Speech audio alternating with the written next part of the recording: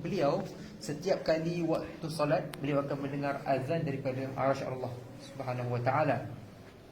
Beliaulah yang saya sebutkan tadi, di mana sewaktu kelahiran beliau di kota di negara Habsyah, Imam Abu Abbas Al-Mursi telah meminta anak muridnya untuk memasak makanan asidah. Asidah ni satu makanan manisan yang dibuat pada musim sejuk, tetapi dibuat pada musim panas. Maka ketika itu anak murid kehairanan, kenapa kau buat benda yang tak pada musim dia? Dia kata, ini bukan untuk engkau, tetapi untuk sempena memperingati akan kelahiran saudara engkau, iaitu Yaqut bin Abdullah Al-Arash. Jadi beliau ini adalah seorang hamba.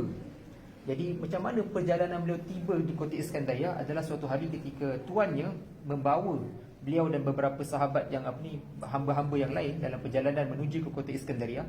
Dalam perjalanan tersebut, kapal itu telah dibadai ombak dan hampir ingin tenggelam. Jadi ketika itu tuan pemilik hamba-hamba ini telah pun bernazar, kalaulah aku berjaya terselamat daripada ribut taufan yang berlaku di laut ketika itu, maka aku akan hadiahkan Yaqut ini kepada Abu Abbas Al-Mursi. Dan alhamdulillah beliau mendapatkan keselamatan, tiba di kota Iskandaria. Jadi sewaktu tiba, dia pun nak tunaikan janji nazar dia tersebut. Dia jumpa Abu Abbas Al-Mursi, tapi dia tengok Yaqut ni ada macam kecacatan sikit, bukan hamba yang sempurna. Jadi dia rasa macam tak bolehlah kita bagikan apa yang nazar dalam benda yang tak sempurna. Dia bawa hamba yang lain, jumpa dengan Abu Abbas Al-Mursi. Maka Abu Abbas Al-Mursi menyatakan, bukan lelaki ini yang engkau tentukan pada waktu engkau nazar tersebut. Bukan lelaki ini, satu lagi. Jadi dia pun bawa Yaqut Al-Arash, bawa dia tengok, nah ini betul lelaki yang telah engkau nazarkan waktu tadi. Jadi disebabkan kecintaan Abu Abbas Al-Mursi, beliau telah mengahwinkan anaknya dengan Yaqut bin Abdullah Al-Arash.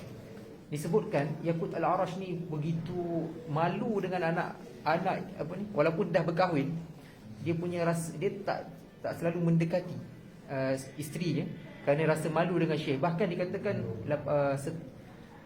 setelah wafatan isterinya wafat dalam keadaan dia masih lagi dara, tak disentuh oleh Yaqut kerana begitu segan dan malu dia dengan guru dia, walaupun guru dia mengahwinkan beliau dengan anaknya. Bahkan dikatakan beliau sama juga macam Abu Abbas Al-Mursi, di mana beliau kalau berbicara dengan isteri, ketika isterinya berbicara dengan beliau, beliau tidak akan menyampuk. Kalau dia nak menyampuk, dia akan cakap, "U'dzuruni ya ibnata syekh." Minta maaf, minta izin untuk aku menyampuk. Jadi ini bukanlah tanda lelaki itu lemah, tapi itu tanda adab yang tinggi yang dipraktikkan oleh seorang lelaki yang sebenar. Okey, mengenai karamah ataupun kemuliaan yang Allah tampakkan, kisah di mana suatu hari ketika beliau mengajar, tiba-tiba hinggap di atas bahunya seekor burung merpati. Jadi burung merpati tersebut telah macam berbisik ke telinga dia. Jadi orang pun kehairanan, apalah yang dia borakkan tu. Dia tutup buku kitab waktu tengah mengajar tu, dia pun terus berangkat pergi ke kota Qahirah, daripada Iskandaria menuju ke kota Qahirah, menuju ke Masjid Amru ibn al-As yang tak kita masuk hari itu, yang tak siap hari itu. Kenapa dia masuk ke situ? Dia bila datang ke situ, dia nak berjumpa dengan, dia pun bertanya, burung merpati ni bagi tahu setiap kali dia menetas melahirkan keluarkan bertelur tu, ada je pencuri ambil dia punya telur tu. Jadi aku nak tanya, siapa yang pergi ambil ni? Jadi akhirnya Bilal masjid tersebut mengaku, akulah yang buat selama ni. Jadi dia pun minta kau bertaubat dan lepaskanlah, jangan kau buat ulangi benda tersebut. Antara benda yang lain, pernah beliau telah menjadi perantara untuk mendapatkan syafaat kepada Al-Imam Syamsuddin Muhammad ibn Labban. Jadi Syamsuddin Muhammad ibn Labban seorang alim faqih besar, tetapi beliau terpana seketika ketika dia datang ke makam Ahmad Al-Badawi. Sidi Ahmad Al-Badawi dia datang, dia pelik. Lepas habis azan, yang muazzin tu dia baca macam mana tau? Lepas habis azan dia baca Assalatu wassalamu alayka ya Rasulullah, wassalamu alayka ya Sayyidi ya Ahmad Badawi. Maksudnya jadi dia sebut macam tu. Jadi ketika itu Syamsuddin bin Laban terkejut. Nama siapa lelaki yang digabungkan ucapan salamnya di antara Rasul dan juga dia. Apa kedudukan dia ni sampai kau buat macam ni? Tak semena-mena waktu dia tidur, dia bermimpi ada dua orang datang duduk di atas kepala dan kakinya. Lalu dia kata, kita cabut keimanan yang ada dalam hati dia. Tapi satu lagi kata, jangan, kita cabut hafalan Quran. Waktu dia bangun, Al-Fatihah pun dia tak ingat. Dia macam takjub, apa yang berlaku ni?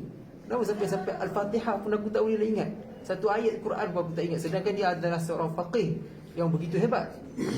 Dia dah minta syafaat ataupun pertolongan daripada semua wali ketika itu. Tak ada seorang pun yang boleh bantu melainkan Yaqut Al-Arash. Jadi Yaqut Al-Arash pun datang ke makam bersama-sama beliau ke Syed Ahmad Al-Badawi. Dan setelah mendapatkan syafaat, Syed Ahmad Al-Badawi datang dalam mimpi Syamsuddin Ibn Labbam menyatakan, apa yang kau nak pelik bila ada orang mengucapkan salam kepada Rasulullah dan diiringi dengan salam kepada aku? Engkau tak tengok ke selama ni dalam solat engkau buat macam tu? Cuba kita lihat apa yang kita baca dalam tahiyat akhir. Assalamualaikum ayuhan nabiyyu rahmatullahi ta'ala wabarakatuh. Wassalamu alayna wa ala ibadillahi salihin. Nampak tak? Ucapan salam kita pada setiap tahiyat akhir itu kita sampaikan juga kepada hamba-hamba yang soleh ketika. Jadi benda itu bukanlah benda yang pelik dan mencari adat. Jadi beliau menjadi perantara. Bahkan antara kelebihan beliau dikatakan, beliau kalau ada makanan yang ada syubhat ataupun makanan yang tidak baik, beliau akan melihat makanan tersebut dengan, orang kata, zulma mahsusah. Dia macam kegelapan, dia dapat merasakan kegelapan pada makanan itu yang menyebabkan beliau tidak mampu untuk mencapai makanan itu sendiri. Jadi insya-Allah dengan keberkatan Yaqut Al-Arash mengalir kepada kita kebaikan, insya-Allah.